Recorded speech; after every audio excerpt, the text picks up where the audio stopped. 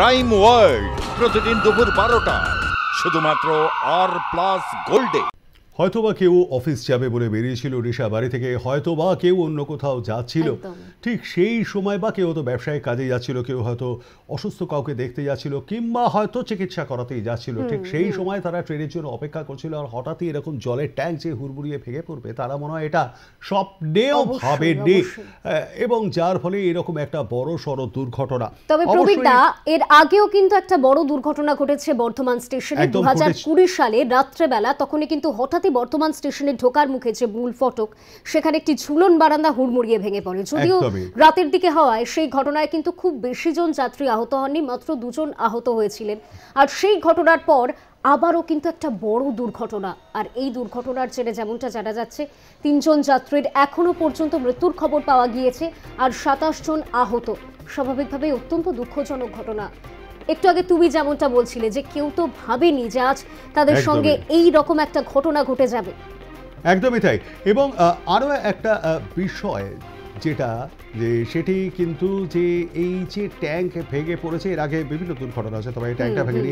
ট্যাঙ্কটাও কিন্তু ব্রিটিশ আমলের। আর সংস্কার বলতে যেটা হয়েছে সেটি বলতে গেলে এখানে শুধুমাত্র ওই রঙের প্রলেপ পড়েছে, এর বেশি যে সেটাকে সংস্কার, 1890 সালের ওই ট্যাঙ্ক, আর সেই ট্যাঙ্ক এখনো পর্যন্ত, যদিও প্রশ্ন উঠছে যে রক্ষণাবেক্ষণ কিভাবে কি করা হতো, যেমনটা জানা যাচ্ছে যে নিয়ম মাফিক কিন্তু রং করা হতো। এবং এর পাশাপাশি প্রত্যক্ষদর্শী যারা রয়েছেন তাদের অনেকেরই এটা বলেছেন যে ওই ট্যাঙ্ক থেকে কিন্তু নিয়মিত জল লিক করে পড়তো, এবং যার জেরে কার্যত হতে পারে এই দুর্ঘটনা। আজ এই রকম বিষয়ের জন্য কেউই প্রস্তুত ছিলেন না।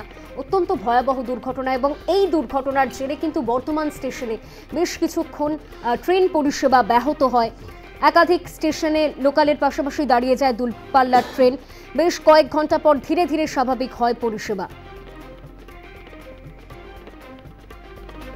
একদম। এবং এখনো পর্যন্ত 25 জন আহত, তারা বর্ধমান মেডিকেল কলেজ হাসপাতালে চিকিৎসাধীন। অবশ্যই সেখানে রেলের কর্তা ব্যক্তি যারা রয়েছেন তারা সেখানে পৌঁছে গিয়েছেন।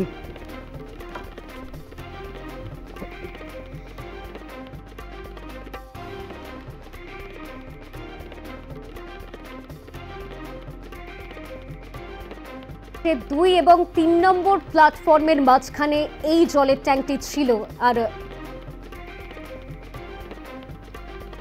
তখনই হঠাৎ করে হুড়মুড়িয়ে ভেঙে পড়ে। অপেক্ষারত যাত্রীরা যারা শেডের নিচে যারা অপেক্ষা করছিলেন ট্রেনের জন্য, তারা স্বপ্নেও ভাবতে পারেনি যে তাদের সঙ্গে আজ এই দুর্ঘটনাটি ঘটতে পারে।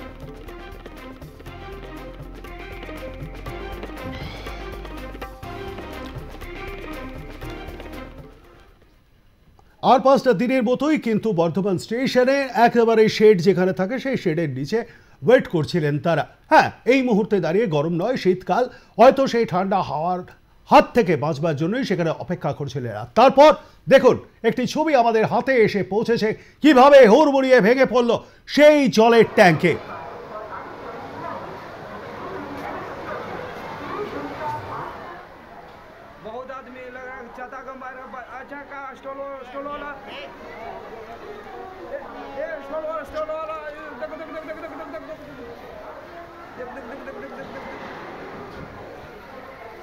আমরা এই ছবিটি আপনাদের দেখাচ্ছি, কিভাবে হঠাৎ করে ভেঙে পড়ল জলের ট্যাঙ্কেটি আজ সকালে বর্ধমান স্টেশনের 2 ও 3 নম্বর প্ল্যাটফর্মের মাঝে। আমাদের সঙ্গে এই মুহূর্তে রয়েছেন আমাদের প্রতিনিধি কৌশিক চক্রবর্তী। কৌশিক, ঠিক এই মুহূর্তে সেখানে পরিস্থিতি কি, যারা আহত তারাই বা কেমন রয়েছেন, সেখানে রেলের কর্তা ব্যক্তিরাও পৌঁছে গিয়েছেন, ওই দুটি লাইন দিয়ে কি এই মুহূর্তে ট্রেন চলাচল স্বাভাবিক হয়েছে?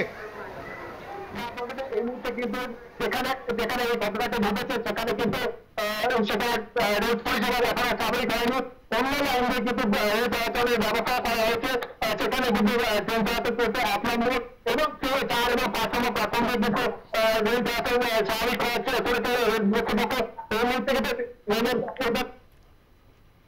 রেলের বেতন কর্তৃপক্ষরা কিন্তু এখানে রয়েছে। তারা দেখা করছে কি ধরনের একটি পর্যায়ে এখন হচ্ছে স্বাভাবিক করার চেষ্টা করছে। ইতিমধ্যে রেলের বেতন কর্তৃপক্ষ এসে গেছে, তারা কিন্তু হাসপাতালে গিয়ে আহত যারা রোগী আছে তাদের সাথে কথা বলছেন। আমরা হাসপাতাল করতে কাছে জানতে পারছি হাসপাতালে শুধু পাপড় বক্স এসে জানিয়েছেন যে এই মুহূর্তে বর্ধমান মেডিকেল কলেজ হাসপাতালে 37 জন ভর্তি আছে, তাদের মধ্যে 7 জনের সিটি স্ক্যান করা হয়েছে এবং তিনজন কিন্তু যাত্রীকে কিন্তু তারা মৃত বলে নেওয়া হয়। এই তিনজনের কিন্তু এদের কিন্তু শনাক্ত করা গেছে। নাতিজা খাতুন, আন্টি কুমার এবং আর তিনজনের কিন্তু মৃতদেরকে শনাক্ত করা গেছে। তাদের শুধু আরো 35 যদি জানিয়েছেন আহতদের রেলের তরফ থেকে 5,000 টাকা 50,000 টাকা এই মুহূর্তে অনুদান দেওয়া হচ্ছে। একই সাথে কিন্তু 5 লক্ষ টাকা যারা মারা গেছেন তাতে কিছুটা ক্ষতিপূরণ। একদমই তাই, ধন্যবাদ আমাদের সঙ্গে থাকবার জন্য কৌশিক। কথা বলছিলাম আমাদের প্রতিনিধি কৌশিক চক্রবর্তীর সঙ্গে।